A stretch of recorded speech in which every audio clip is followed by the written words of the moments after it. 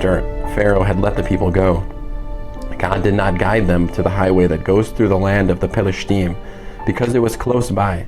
God thought that the people, upon seeing war, might change their minds and return to Egypt. Rather, God led the people by a roundabout route through the desert by the Sea of Suf. The people of Israel went up from the land of Egypt fully armed. Moshe took the bones of Joseph with him, for Joseph had made the people of Israel swear an oath when he said, God will certainly remember you, and you are to carry my bones up with you away from here. They traveled from Sukkot and set up camp in Etam at the edge of the desert. Adonai went ahead of them in a column of cloud during the daytime to lead them on their way, and at night in a column of fire to give them light. Thus they could travel both by day and by night. Neither the column of cloud by day nor the column of fire at night went away from in front of the people. End of Exodus, chapter 13. Exodus, chapter 14. Adonai said to Moshe, Tell the people of Israel to turn around and set up camp in front of Pi Hachirot, between Migdol and the sea, in front of Baal Zephon, camp opposite it by the sea. Then Pharaoh will say that the people of Israel are wandering aimlessly in the countryside. The desert has closed in on them. I will make Pharaoh so hard-hearted that he will pursue them. Thus I will win glory for myself at the expense of Pharaoh and all his army. And the Egyptians will realize at last that I am Adonai. The people did as ordered. When the king of Egypt was told that the people had fled, Pharaoh and his servants had a change of heart toward the people.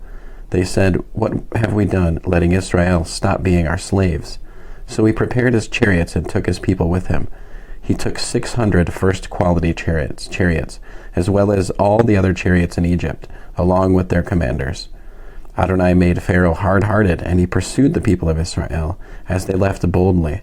The Egyptians went after them, all the horses and chariots of Pharaoh, with his cavalry and army, and overtook them as they were encamped by the sea, by Pi Hachirot, in front of Baal Zephon. As Pharaoh approached, the people of Israel looked up and saw the Egyptians right there, coming after them. In great fear the people of Israel cried out to Adonai, and said to Moshe, Was it because there weren't enough graves in Egypt that you brought us out to die in the desert? Why have you done this to us, bringing us out of Egypt? Didn't we tell you in Egypt to let us alone? We'll just go on being slaves for the Egyptians. It would be better for us to be the Egyptian slaves than to die in the desert. Moshe answered the people, Stop being so fearful. Remain steady, and you will see how Adonai is going to save you. He will do it today. Today you have seen the Egyptians, but you will never see them again. Adonai will do battle for you. Just calm yourselves down. Adonai asked Moshe, Why are you crying to me? Tell the people of Israel to go forward. Lift your staff, reach out with your hand over the sea, and divide it in two. The people of Israel will advance into the sea on dry ground. As for me, I will make the Egyptians hard-hearted, and they will march in after them. Thus I will win glory for myself at the expense of Pharaoh and all his army, chariots and cavalry. Then the Egyptians will realize that I am Adonai, when I have won myself glory at the expense of Pharaoh, his chariots, and his cavalry. Next, the angel of God, who was going ahead of the camp of Israel, moved away and went behind them, and the column of cloud moved away from in front of them and stood behind them. It stationed itself between the camp of Egypt and the camp of Israel. There was cloud and darkness here, but light by night there, so that the one did not come near the other all night long. Moshe reached his hand out over the sea, and Adonai caused the sea to go back before a strong east wind all night. He made the sea become dry land, and its water was divided in two. Then the people of Israel went into the sea on the dry ground, with the water walled up for them on their right and on their left. The Egyptians continued their pursuit, going after them into the sea, all Pharaoh's horses, chariots, and cavalry, just before dawn. Just before dawn, Adonai looked out on the Egyptian army through the column of fire and cloud and threw them into a panic. He caused the wheels of their chariots to break off so that they could move only with difficulty. The Egyptians said, Adonai is fighting for Israel against the Egyptians.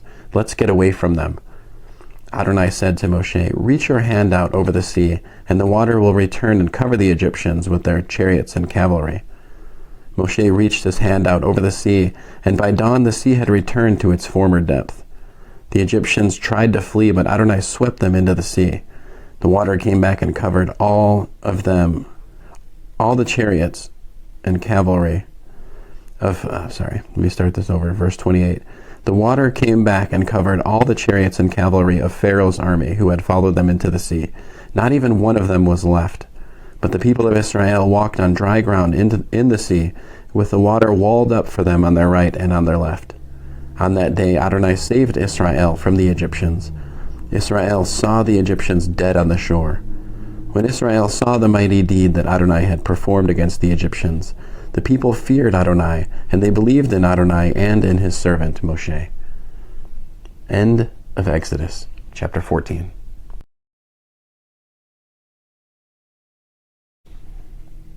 Exodus, chapter 15. Then Moshe and the people of Israel sang this song to Adonai. I will sing to Adonai, for he is highly exalted. The horse and its rider he threw in the sea. Yah is my strength and my song, and he has become my salvation. This is my God, I will glorify him. My father's God, I will exalt him. Adonai is a warrior. Adonai is his name. Pharaoh's chariots and his army he hurled into the sea. His elite commanders were drowned in the sea of Suf. The deep waters covered them. They sank to the depths like a stone. Your right hand, Adonai, is sublimely powerful. Your right hand, Adonai, shatters the foe. By your great majesty you bring down your enemies. You send out your wrath to consume them like stubble. With a blast from your nostrils the waters piled up. The waters stood up like a wall. The depths of the sea became firm ground. The enemy said, I will pursue and overtake, divide the spoil and gorge myself on them. I will draw my sword, my hand will destroy them. You blew with your wind, the sea covered them. They sank like lead in the mighty waters. Who is like you, Adonai, among the mighty? Who is like you, sublime in holiness, awesome in praises, working wonders? You reached out with your right hand, the earth swallowed them. In your love you led the people you redeemed. In your strength you guided them to your holy abode. The peoples have heard, and they tremble. Anguish takes hold of those living in Peleshet. Then the chiefs of Edom are dismayed. Trepidation seizes the heads of Moab. All those living in Canaan are melted away. Terror and dread fall on them. By the might of your arm they are still as stone, until your people pass over, Adonai. Till the people you purchased passed over. You will bring them in and plant them on the mountain which is your heritage, the place, Adonai, that you made your abode, the sanctuary, Adonai, which your hands established. Adonai will reign forever and ever. For the horses of Pharaoh went with his chariots and with his cavalry into the sea, but Adonai brought the sea waters back upon them, while the people of Israel walked on dry land in the midst of the sea. Also Miriam, the prophet, sister of Aharon, took a tambourine in her hand, and all the women went out after her with tambourines, dancing, as Miriam sang to them, Sing to Adonai, for he is highly exalted. The horse and its rider he threw in the sea. Moshe led Israel onward from the sea of Suf. They went out into the Shur desert, but after traveling 3 days in the desert, they found no water. They arrived at Marah, but couldn't drink the water there because it was bitter. This is why they called it Marah, bitterness. The people grumbled against Moshe and asked, What are we to drink? Moshe cried to Adonai, and Adonai showed him a certain piece of wood, which, when he threw it into the water, made the water taste good.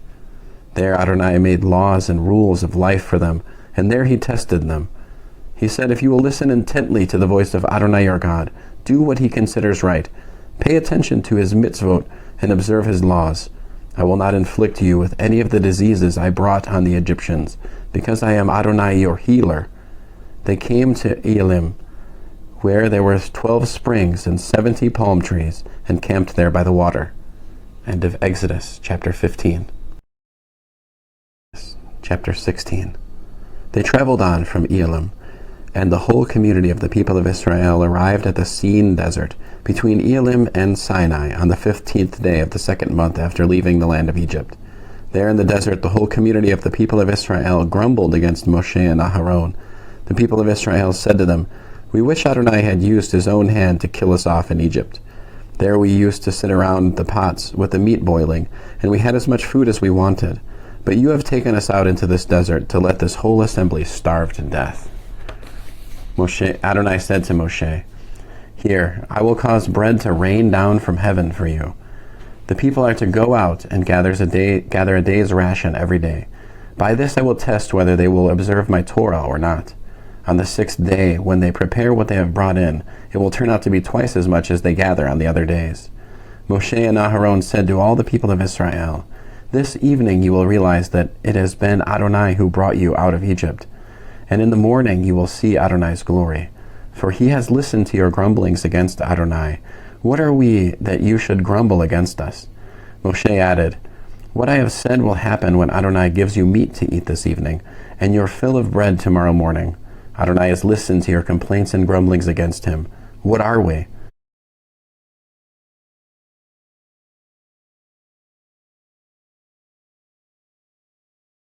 "Your grumblings are not against us, but against Adonai." Moshe said to Aharon, "Say to the whole community of Israel, 'Come close into the presence of Adonai, for he has heard your grumblings.'" As Aharon spoke to the whole community of the people of Israel, they looked toward the desert, and there before them the glory of Adonai appeared in the cloud. And Adonai said to Moshe, "I have heard the grumblings of the people of Israel. Say to them, 'At dusk you will be eating meat, and in the morning you will have your fill of bread.